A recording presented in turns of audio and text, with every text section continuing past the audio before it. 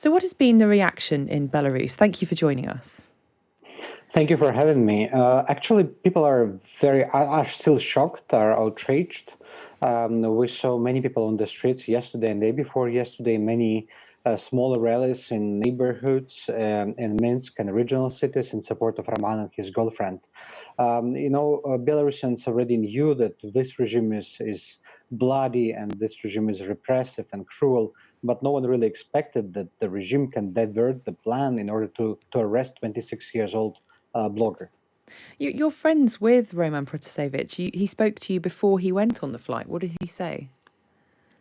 We were on chat. We were chatting on a Saturday, day before, and in the morning he was shared the observation that someone is following him in the airport.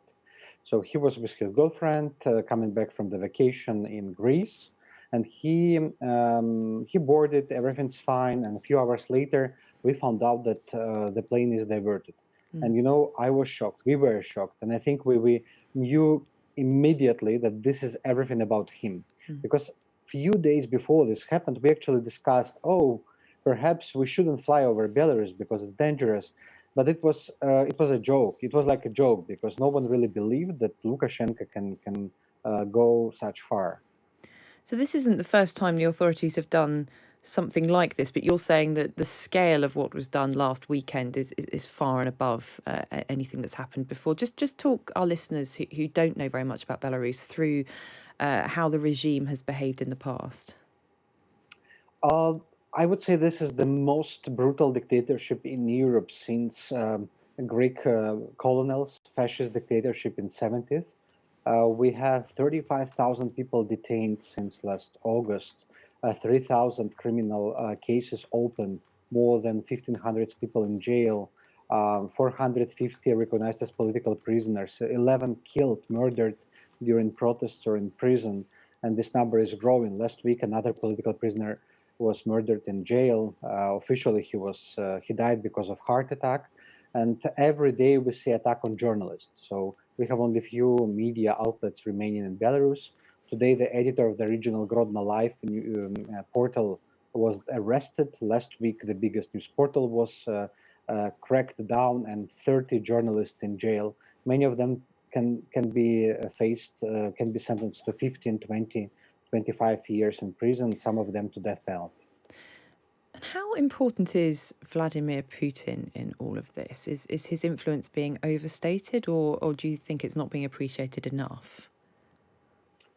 Well, Vladimir Putin officially he's trying to support, to back Lukashenko only publicly, but we know that they hate each other. They pretend to be big friends, but it's not true. Putin is tired of Lukashenko, but he knows how to deal with him. And he enables Lukashenko's regime and this crackdown, but by not reacting to atrocities and crackdown. But Belarusians are watching closely who takes what side, who supports them, who does not. And I think the support for Lukashenko, it will cost a lot of support to Russia. Belarusians see very well Kremlin's position, and it's not just disturbing; it's very unfair. Do you look at the way that Putin does treat opposition leaders and journalists in Russia and fear that Lukashenko will seek to ape that too, the treatment of dissident politicians? Yeah, we know what's happening in Russia, but we always ask to divide, to separate issues, because Belarus revolution is a pro-democratic revolution. It's not geopolitical. It's not about Russia. The context is quite different with Russia, because in Russia, Navalny and his people, they do not have majority of votes. There's part of the society, important part, but in Belarus, Sviatlana Tsikhanouskaya has won elections. She is a real president. She is a real leader. We have the dictator who usurped the power after rigging the election and is trying to keep control over the country by terror. And this is why we ask, please separate two issues. If you mix these two issues together, you will not solve any of them. What does it feel like to campaign in elections that you know are rigged against you winning? This campaign last year, it started with COVID pandemic, basically, because Lukashenko said there is no COVID, and people started to organize themselves, and they found out how powerful they are. The next trigger were women. For the first time, we saw women engaged in politics so actively. Women united. Three leaders, Maria Kolesnikova, Veronika Tsapkala, and Sviatlana Tsikhanouskaya, they made the photo that they're leading to abolish dictatorship in Belarus, which inspired a lot of people.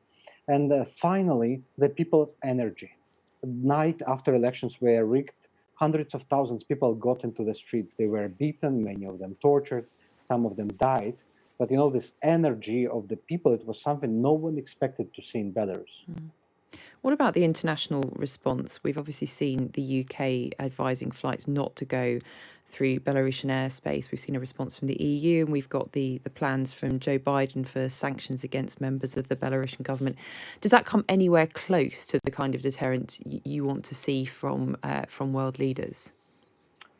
We were very glad to see the joint position. European Council took anonymously the resolution, the decision to support Belarusians and to sanction the regime. We think that UK, EU, US, and Ukraine must do it together and must sanction three major sectors of Belarus economy, which belong directly to Lukashenko and people and his cronies. It's petrochemicals, it's wood, and it's steel. If these sanctions will be adopted, there will be a chance to end violence and release political prisoners. Lukashenko is really afraid of sanctions. We are in touch with Dominic Raab, with Wendy Morton of UK government. We were happy to receive, to see the call of Emmanuel Macron to invite Sviatlana Tsikhanouskaya to London, to the G7 summit. So Dominic Raab has been constructive. He's been helpful. Who? Dominic Raab, our foreign secretary. Yeah, sure. Dominic Raab was very supportive. This was a very, very kind call. He expressed the support to civil society and media, and UK takes the leading role in support of Belarus in OSCE. UK initiated Moscow mechanism on Belarus. UK raised the Belarus issue in the G7 meeting of ministers last month. We still hope that UK will invite Sviatlana Tsikhanouskaya to London. This would be fair, and this is very important to raise awareness about what's going on in Belarus. And we really hope that UK will take a strong stance. Also take into account the fact that first diplomats expelled from Belarus after August were two British diplomats.